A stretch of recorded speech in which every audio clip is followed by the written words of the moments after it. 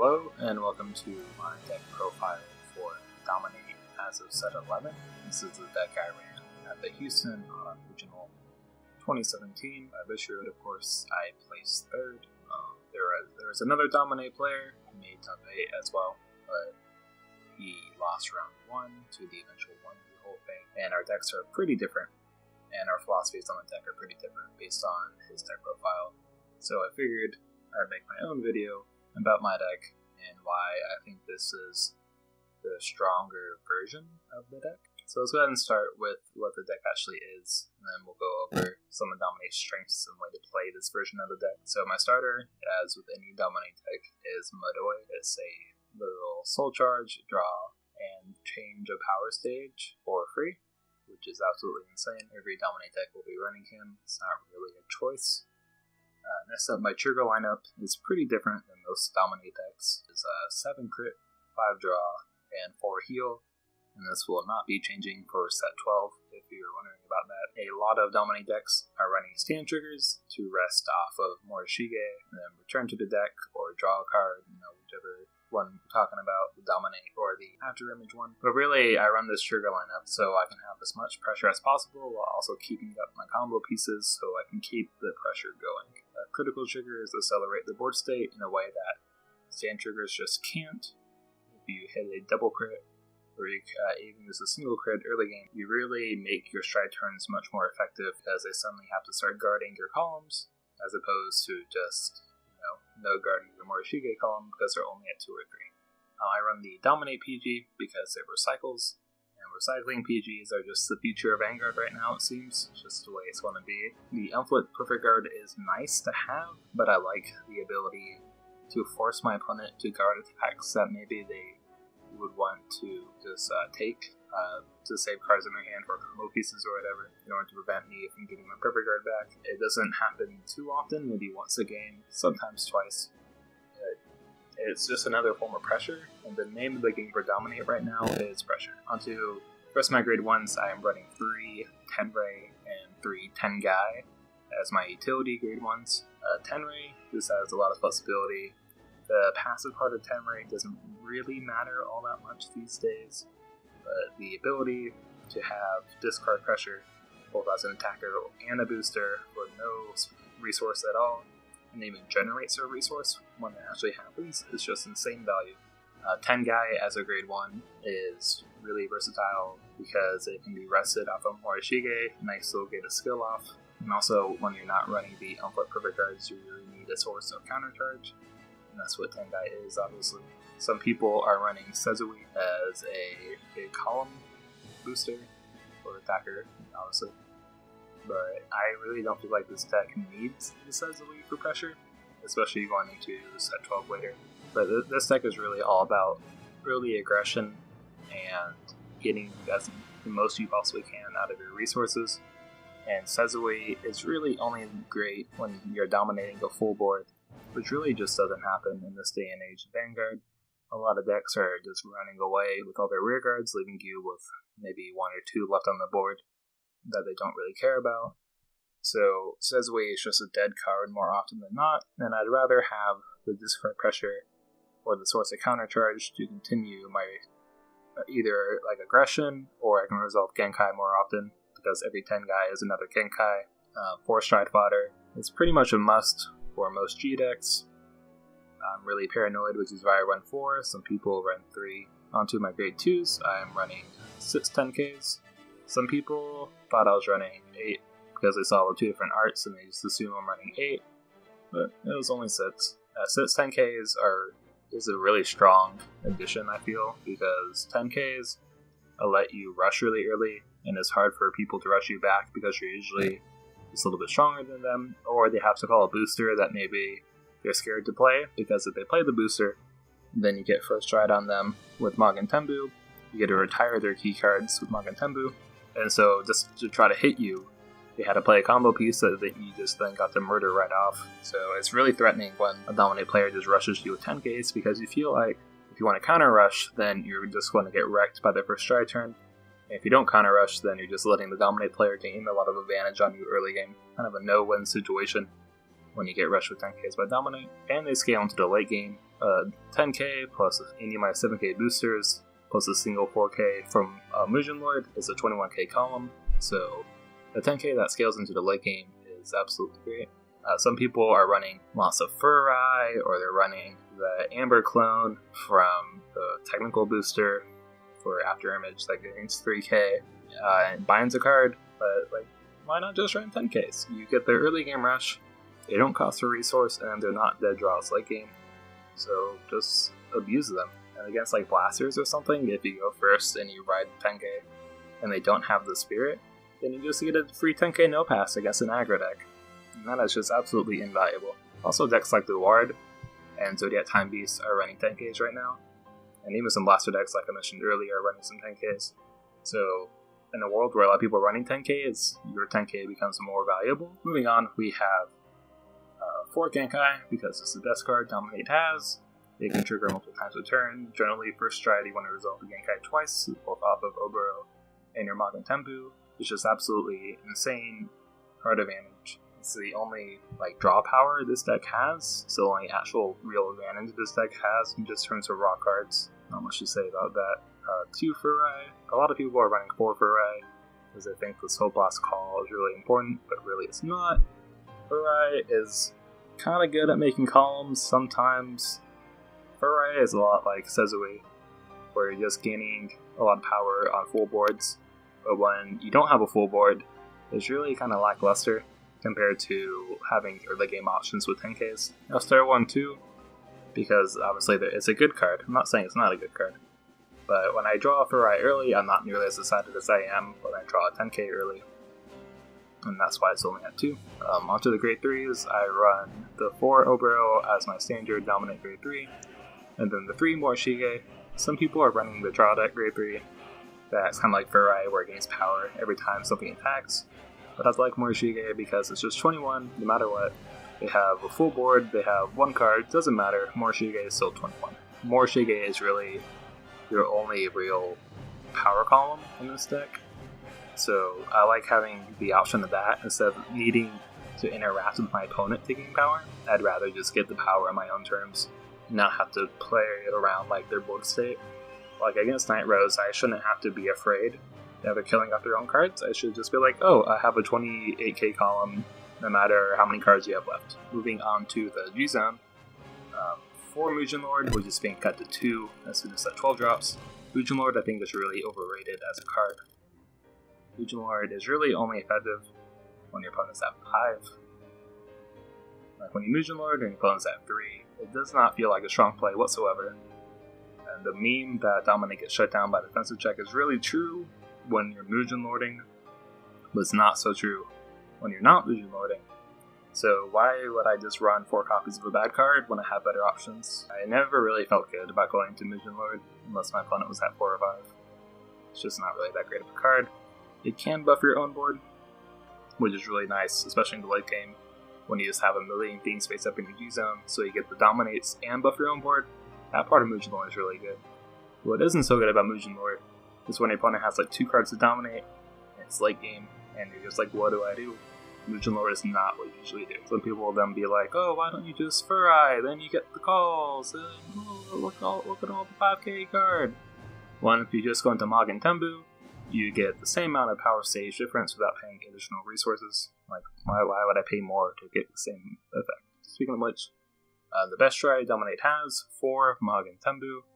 Magen Tembu is just so ridiculously flexible as a card. I can't believe that Dominate got this card. It is a better version of Kagura's first stride, and as a Negro Songer late game, I cannot say enough good things about Magen Tembu. Magen Tembu, for literally 1 counterblast, you get another swing, and you get a retire, and it retires as a Dominate player's unit. So against the Ward, who have the Belial Owl, or the Grade 1 Owl, that have on-death effects, Magen Tembu retires as your own card. So if you have a 10 ray on board, you get the on-death effect. So if you force call Belial Owl, those are not reachable, and then go back or whatever, you get the card draw if you have a 10 ray on board, which is super insane value. Or you get the unflip if you're ritual and you're 10 ray on board with the grade 1 out. So Magatembu has a lot of flexibility, and is once again a better version of Conroe for Stride. Moving on to my tech slots, I run one of the Old Fighters collection on it discard. This card is probably my MVP in my G zone. In the tournament, I went into it like 3 or 4 times. It caught people by surprise every time because they would try to deny me Counterblast for Stride for a play, or maybe I went second, and so they got rid of their board, so I had no dominate targets.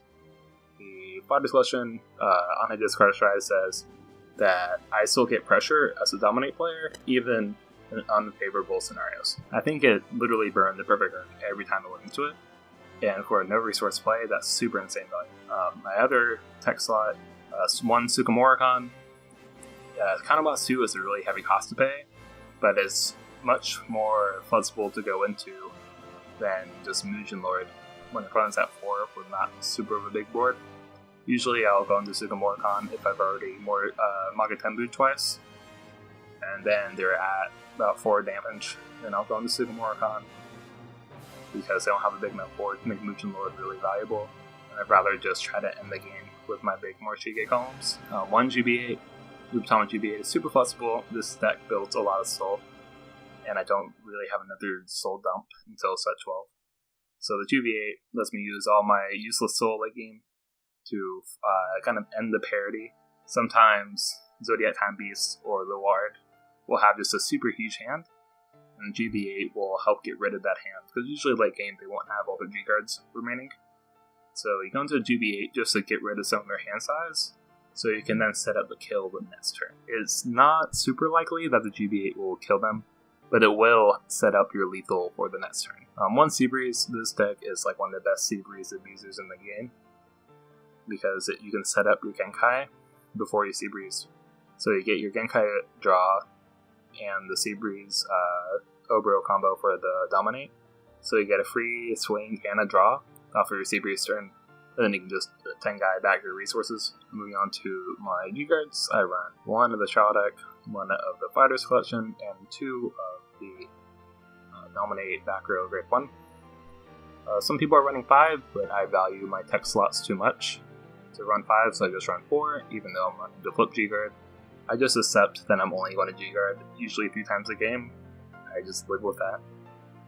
Most of the time I'll drop a heal trigger to guard with early game anyway, so like I'm not really losing that much in the end. Some people really overvalue the Fighters collection flip G-Guard. The skill, when you guard with it, your opponent has to hit your card or against 20k shield. That sounds really cool until your opponent has like 12 cards in hand and they just discard a draw trigger. You're like, wow, this G-Guard sucks. I killed a draw trigger and now I'm only guarding for 26k. Like, why am I ever doing this with my life? I usually only go into it just to ramp up for a bigger Mugen Lord turn, or I'll go to ramp into GB8. But I'll never do it just for the shield value, because I'm never expecting my opponent to be too afraid to discard a card. The 2 Dominate G-Guard are pretty self-explanatory. They shut down multi-attack against things like Grand Blue, and really they help pick off all the annoying cards that your opponent is usually trying to multi-attack you with. And it's also the only non-conditional 31k G-Guard this deck has. This deck doesn't even have a 36k G-Guard, and 31k G-Guards are really conditional based on hand sizes. So it's nice to have 31k shield no matter what the state of the hands are. Also, it's just really nice to deny the multi-attacks like I said earlier. So that's my deck. Let's go ahead and get into how to play this variant of Dominate with all the early aggression and defense that it offers compared to the more aggressive Dominate list. So when the game first starts out, you really are keeping any 10Ks in your opening hand. So sometimes people will feel like they have to mulligan specifically to find their Genkai, to find their Furai, their opening hand. And that's really not the case with how I pilot this deck. What I'm looking for is any non-PG ride, a 10k, an Obro, and everything else is really secondary. And also, one thing I do, I think, a little bit differently than other people is that I'm not afraid to use my critical triggers very early. I'll pretty much use the No-Rise +5 Vanguard and Golden Soul skill every time it's available. I don't like keeping it in my hand. I like having the extra stage of power for Vanguard, and I like building my soul very quickly. I'm also not afraid to Torasada if I'm just going to Genkai right away, just to filter my hand of non-triggers to keep my hand full of units, so I can always maintain a bigger board presence. Another thing I noticed that I do maybe a little bit differently from other Dominate players is first stride against decks that have a lot of key units on the board. I won't even focus on my Dominate attacks attacking their Vanguard. I'll focus my Dominates attacking their other units to just try to be a better Conroe first stride, because Magen Tenbu already gives me the guaranteed retire, and so against decks like the Ward, if they don't call a lot of units early, you can deny the Ward's stride ability by clearing their board or making them discard a lot of cards from their hand to guarantee the Ward's stride effect. So against like decks like Kaguro, who have Nadel, and Gear Chronicle, who have the Chronodran, and maybe like a grade 1 on board that you're scared of being time leapt into a Transit Dragon, I would just try to focus your Dominate attacks attacking other rearguards to try to wipe the board first stride, or keep a very non-threatening board on your opponent's side, so that way their first stride turn is as weak as possible, or their follow-up turn is as weak as possible, so that way your defense is as sufficient as possible. Nubutama doesn't have, like I mentioned earlier, any 36 kg guards, or just any crazy strong defensive like prowess. It's not really a deck designed to go long, besides the Recycle Perfect card. So you want to make sure that your opponent has as little to work with as possible, so that way you can go late into the game with them if you need to. The last thing I really want to talk about in this deck is planning your resources very carefully. When you're not running the Unflip Perfect card, and when you're only running 310 guy, your counterblast with this deck are going to be very limited. This is less of a problem going into set 12 when Murkuro doesn't cost any counterblast. But if you want to be really aggressive with your Mujin Lords and your Magen Tenbus, and you want to draw a lot with your Genkais, you're going to run into some problems with counterblasting very quickly. So I would really try to make sure that you're resolving Tengai as much as possible. Whenever it's active, I would just use it. And even if you're starved for boosters, you're probably just going to draw into more later. And Morishige doesn't really care about boosters because you can just rest a 10k or something behind it. It's not really that big of a deal. And just really plan around your opponent's next turn as a Dominate player to make sure you have as much counterblast and resources available to you as you need to make every strike turn count, because you're kind of on a timer as Dominate. If Zodiac Time Beast or the Ward or coming into the set 12 meta like Narukami just gain too much hand on you, it's going to be really tough to break through those big hands, even with your GB8 and your Sukamoricon turns. Like, your columns with Sukamoricon need to be at least 21, if not 28 with the Morishige columns, for your opponent to even care about that turn. So as a Dominate player, my biggest concern going into every turn is how can I make my play as strong as possible given the resources I have available to me. Thanks for listening to my deck profile. If you have any questions or comments, feel free to leave them and I'll probably answer them. And I'm just very excited to have finally gotten my first top 8 at Bushiroad, and more so than that, I to get third, so I get my trophy and my name on the website. And really above everything else, to top with a deck that people just constantly berate on the internet. They call it, trash. They say it just loses to everything, and obviously that's not the case.